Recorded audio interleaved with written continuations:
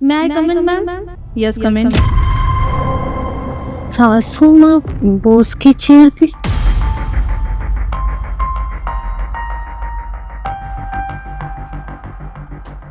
वैसे भी आप 15 मिनट लेट हो मैम।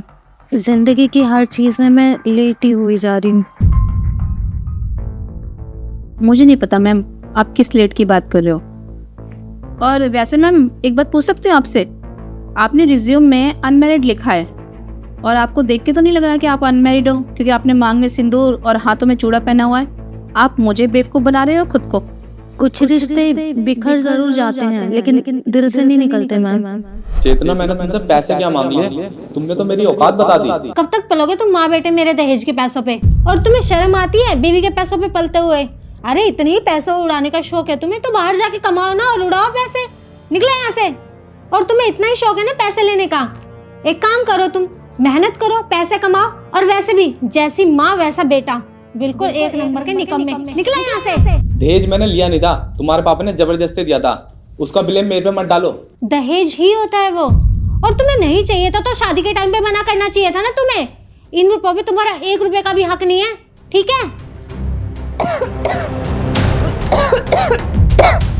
मम्मी मम्मी मम्मी ये लो पानी पियो। चेतना, तुम्हारा दिमाग खराब हो गया? वहाँ मम्मी खांस रही है, तुम पानी भी नहीं दे सकती और फोन में और लगी हुई उल्टा। किसी दिन तुम्हारा फोन तोड़ दूंगा। तुमने दिलाया, मेरे पापा ने गिफ्ट किया मुझे ये। और तुम्हें क्या लगता है मैं इस घर की नौकरानी हूँ?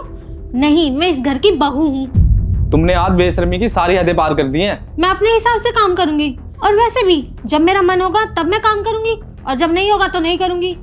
और तुम्हारी माँ को खांसी आ रही है ना, पानी रखा हुआ है आगे, क्यों नहीं उठा के पी लेती है? इनको भी मैं ही दूं क्या? इनको भी बहुरानी के हाथ से पानी चाहिए। दोनों के दोनों ही बेशर्म है। एक तो मेरे से आके लड़ना शुरू कर देता है और एक तमाशा देखती है बैठे बैठे। अरे कहाँ शादी कर दी है मेरे पापा ने, मेरी जिंदगी बर्बाद कर दी है मेरी। इधर देख के बात करो, अगर इतनी दिक्कत है ना तुम्हें हमसे तो अलग हो जाओ। बहुत अच्छा आइडिया दिया तुमने, और वैसे भी मैं तुम दोनों के साथ रहना ही नहीं चाहती, इतने गरीब और बेशर्म कहीं के। इससे अच्छा तो मैं चली जाती हूँ। बड़ा अच्छा आइडिया दिया है तुमने मुझे। तो रहो अकेले दोनों माँ बेटा। मम्मी जी मुझे माफ कर दीजिए, मेरे बिहेव ने आप दोनों का बहुत दिल दुखाया। मुझे पता ही नहीं चला कि कब मैंने इतना कुछ गलत कर दिया।